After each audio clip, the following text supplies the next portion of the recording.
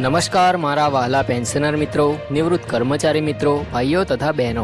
આજે આપણે ગુજરાત સરકારના નાણાં વિભાગ દ્વારા જાહેર કરવામાં આવેલા એક અત્યંત મહત્વપૂર્ણ પરિપત્ર વિશે વિગતવાર માહિતી મેળવવાના છીએ।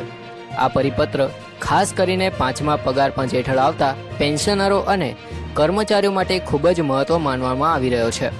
ઘણા સમયથી પાંચમા પગાર પંચના પેન્શનરો મોંઘવારી ભથ્થાના વધારા અને તેના સંકલન અંગે સ્પષ્ટતા માંગતા હતા, ત્યારે હવે રાજ્ય સરકારે આ બાબતે મહત્વપૂર્ણ નિર્ણય જાહેર કર્યો છે। મિત્રો, આપણે સૌ જાણીએ છીએ કે મોંઘવારી સતત વધી રહી છે। રોજિંદા જીવનમાં દવાઓ, અનાજ, વીજળી, પરિવહન અને અન્ય જરૂરી ખર્ચામાં સતત વધારો થઈ રહ્યો છે। આવી પરિસ્થિતિમાં પેન્શનરો માટે મોંઘવારી ભથ્થું ખૂબ જ મહત્વપૂર્ણ બની જાય છે। સરકાર દ્વારા સમયાંતરે મોંઘવારી ભથ્થામાં વધારો કરવામાં આવે છે, જેથી કર્મચારીઓ અને પેન્શનરોને વધતી મોંઘવારી સામે થોડી રાહત મળી શકે। મિત્રો, હવે રાજ્ય સરકાર દ્વારા જાહેર કરવામાં આવેલા આ પરિપત્રમાં જણાવવામાં આવ્યું છે કે પાંચમા પગાર પંચ હેઠળ આવતા કર્મચારીઓ અને પેન્શનરો માટે મોંઘવારી ભથ્થાના દરોમાં થયેલા વધારાને ધ્યાનમાં રાખીને નવી વ્યવસ્થા અમલમાં મૂકવામાં આવશે। વર્ષ 2021થી વર્ષ 2024 સુધીના સમયગાળા દરમિયાન મોંઘવારી ભથ્થાના વિવિધ દરો જાહેર કરવામાં આવ્યા હતા। આ તમામ વધારાઓને હવે યોગ્ય રીતે ગણતરીમાં લઈને લાભાર્થીઓને તેનો લાભ આપવામાં આવશે। આ પરિપત્રમાં ખાસ કરીને જણાવવામાં આવ્યું છે કે અગાઉ 45%, ત્યારબાદ 56%, 68%, 100%, 114%, 127% અને ત્યારબાદ 139% સુધી મોંઘવારી ભથ્થાના દરોમાં વધારો કરવામાં આવ્યો હતો। આ તમામ દરો સરકારના વિવિધ આદેશો દ્વારા અમલમાં મૂકવામાં આવ્યા હતા।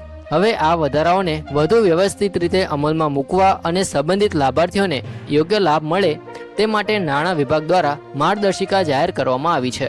મિત્રો, ઘણા પેન્શનરોનો એક સામાન્ય પ્રશ્ન હોય છે કે આ પ્રકારના પરિપત્રનો તેમના માસિક પેન્શન પર શું અસર થશે।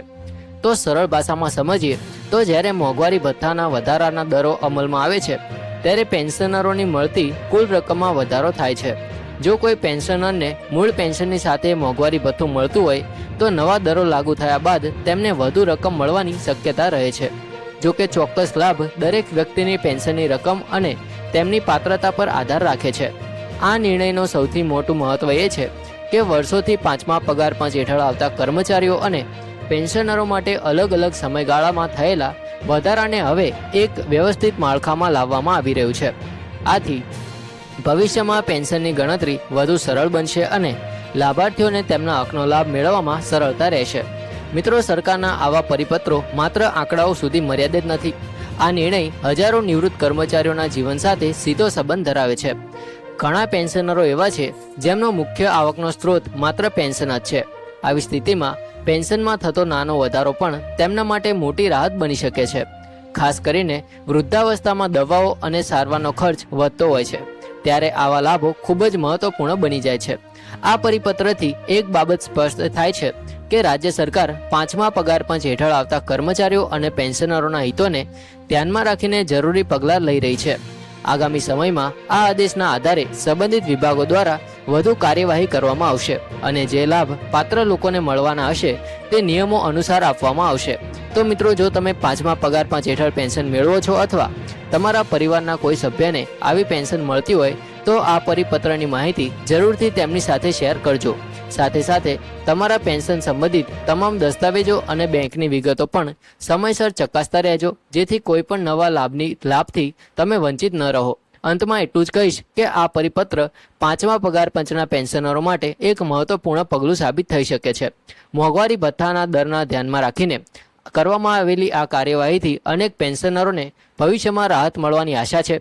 સરકારના આગામી નિર્ણયો અને અમલીકરણની પ્રક્રિયા પર સૌની નજર રહેશે। તો મિત્રો, આવી જ પેન્શન, ડીએ, એરિયર્સ, પગાર સુધારા અને સરકારી પરિપત્રોની સચોટ માહિતી માટે અમારી ચેનલ પેન્શન ગુજરાતને જરૂરથી સબસ્ક્રાઇબ કરી લેજો। વિડીયો ગમ્યો હોય તો લાઇક કરો, વધુ પેન્શનર મિત્રો સુધી શેર કરો અને ચેનલને સબસ્ક્રાઇબ કરવાનું ભૂલશો નહીં। જય હિન્દ, વંદે માતરમ।